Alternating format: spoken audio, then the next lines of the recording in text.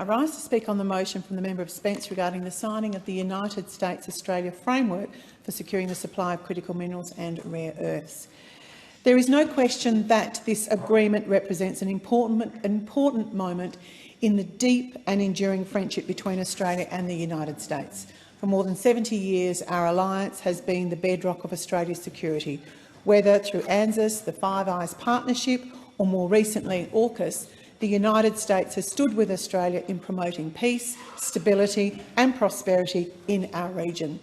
This new critical mineral framework continues that tradition. Critical minerals and rare earths, they are the building blocks of the modern economy. They are essential to the technologies that underpin both our national security and our economic security.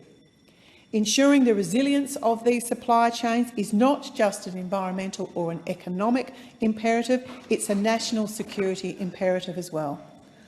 While we have seen out of APEC, President Xi agree to lift export controls on rare earths to the United States, it is clear that Chinese stranglehold on critical minerals and rare earths processing cannot continue. Australia has the resources the world needs, and there is a real chance for us to capture the full value of these resources right here at home. This shouldn't just be limited to the US, though. Also, it should extend to our European partners, particularly given the increased NATO investment in defence we've seen just recently. What matters, though, is not the announcement, but the execution. And this is where the opposition has real concerns. Importantly, for West Australians, who are right at the forefront of this agreement, there is still no clear plan on how this framework will translate into new processing facilities, new regional jobs, pretty important to the people in Durack, or new investment certainty for local industry. In fact, many in the sector say that the biggest obstacle to developing Australia's critical minerals capability is our government's own red tape. It took just 2 days following the signing of the deal for a big, dark cloud in the form of the government's extreme nature-positive laws to jeopardise this agreement. Despite the rebrand to the proposed environmental laws, the Business Council of Australia has identified several critical areas where the legislation should be amended. They've warned that reforms that don't strike the right balance will mean we won't get the critical mineral projects that are vital to Australia's future prosperity. There is a real irony here that in the name of environmental protection, we will export these opportunities to countries who, quite frankly, couldn't care less about our environment.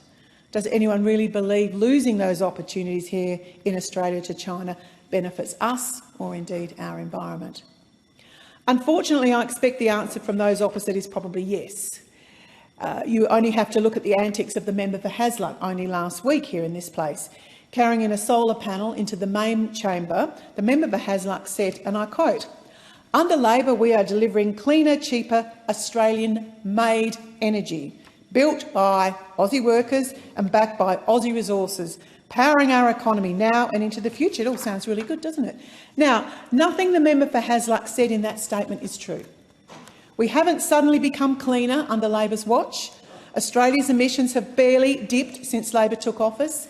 They remain at 28% below 2005 levels, which is exactly where they were when the Coalition left office in 2022. Energy certainly isn't cheaper under Labor, with electricity costs going through the roof. Households have seen a 23.6% rise over the past 12 months, which we have all seen has pushed the inflation once again outside the RBA's target band.